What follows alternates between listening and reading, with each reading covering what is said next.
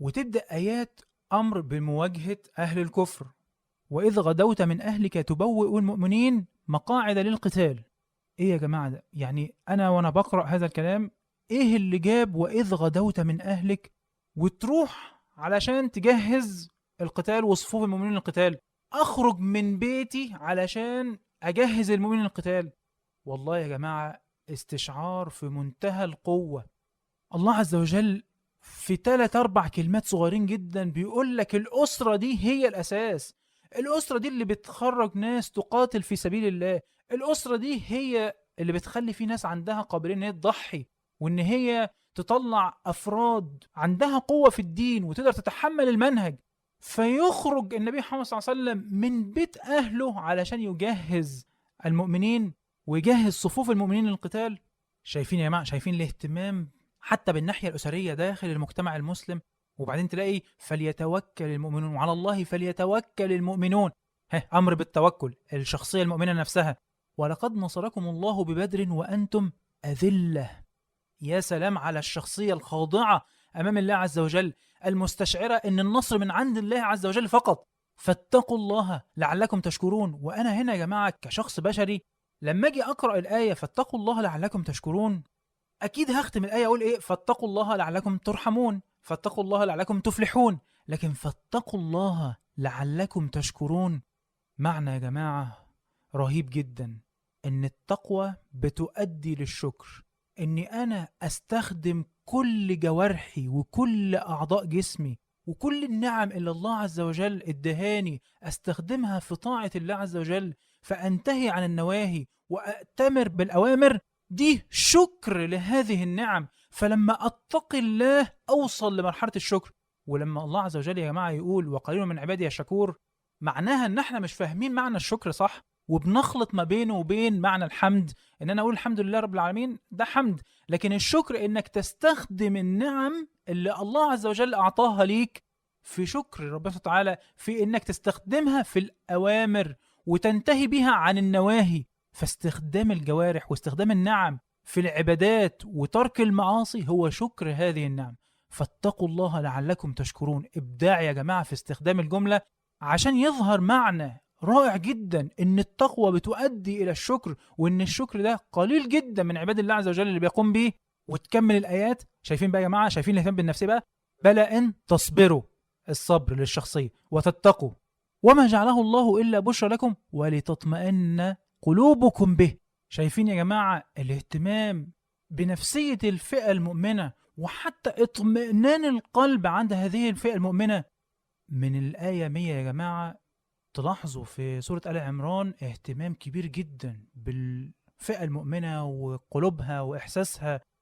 وبعدين برضو تيجي آية الربا زي ما كانت في البقرة وآيات الربا والله عز وجل النهي الشديد جدا عن الربا، هنا تأتي آيات الربا وهو أحد مفسدات المجتمع الإسلامي والحاجات اللي فعلا بتدمر البيئة المؤمنة. فيكون النهي عن هذه الفعلة الشنيعة جدا واتخاذ الربا في داخل الدولة المسلمة أو داخل البيئة المسلمة اللي بتفسد هذا المجتمع، علشان يا جماعة نقدر إن احنا نواجه الفتن اللي بتواجهنا، وعلشان نقدر نواجه أعداء، وعشان نقدر نواجه شهواتنا. يبقى لازم كل أمر من أوامر الله عز وجل داخل سورة آل عمران وكل إرشاد وكل توجيه وكل توضيح وكل بيان وإقامة حجة لازم نتخذ هذا الكلام يا جماعة علشان نقدر نواجه. وإلا تسقط الفئة المؤمنة وتسقط الدول المسلمة كلها في مستنقع من الفساد مش قادرين احنا شايفينه بعينينا ومش قادرين نخرج منه لحد دلوقتي. والروعة يا جماعة بعديها وسارعوا إلى مغفرة من ربكم. بعد ما كان الإنسان بيدور على شهوات الدنيا وفتن الدنيا، بقى بيسارع إلى مغفرة من الله عز وجل. وجنة عرضها السماوات والأرض.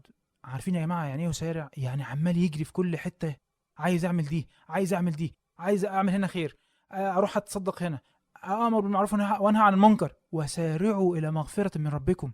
وملاحظة عجيبة جدا يا جماعة إن احنا نلاقي هنا الأمر بالإنفاق بس مختلف عن الإنفاق اللي كان في أول السورة. يعني شايفين حضراتكم في الآية 17 الله عز وجل بيقول إيه؟ والمنفقين والمستغفرين بالأسحار. يبقى أنت كده بتتنقل بعد ما كنت شخصية عادية، الله عز وجل عايز منك ان انت تكون منفق في سبيل الله، والمنفقين والمستغفرين بالاسحار. في الآية 92 بدأ يحصل ارتقاء بدأ الله عز وجل يقول إيه؟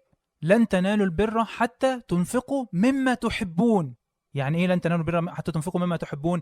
يعني بتختار أفضل حاجة عندك، أفضل شيء تقدمه لله عز وجل. أكتر أغنام صحيحة وعندها صحة وعندها كمية لحم كبيرة جدا، دول تختارهم علشان إيه؟ عشان تقدمهم لله عز وجل في الأضحية. فلوس عندك تنتقي حتى الأوراق النقدية يا جماعة، مش تلاقي كده الفلوس اللي عندك اللي مقطعة وتديها لواحد ما يرضاش، تديها لواحد ما يرضاش وتقول أيوه بس أنا عرفت الفلوس دي رايحة فين، الفلوس دي أنا هطلعها لله. يبقى يا جماعة تنتقي أفضل شيء عندك. لن تنالوا البر حتى تنفقوا ومما كمان تحبون، من الحاجة اللي انت بتحبها.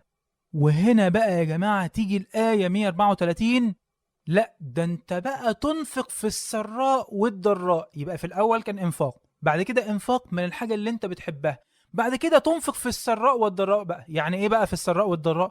يعني في الشدة والرخاء، في المنشط والمكره، في الصحة والمرض، في جميع الأحوال. مفيش حاجة بتمنعك وبتشغلك عن انك تخضع لله عز وجل وتفعل الخير وتنفق في سبيل الله عز وجل. شايفين يا جماعة ترتيب الصورة عاملة ازاي؟ عشان بعد شوية هنشوف ان كل شوية بيحصل ارتقاء، وتوصل في الآخر ان الفئة المؤمنة وصلت لمرحلة من الإيمان ومواجهة الفتن تستحق معها المغفرة، تستحق معها دخول الجنة.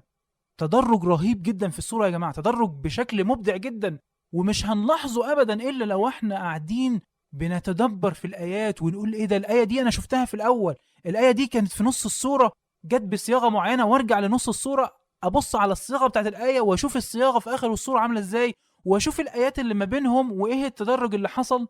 وبالحق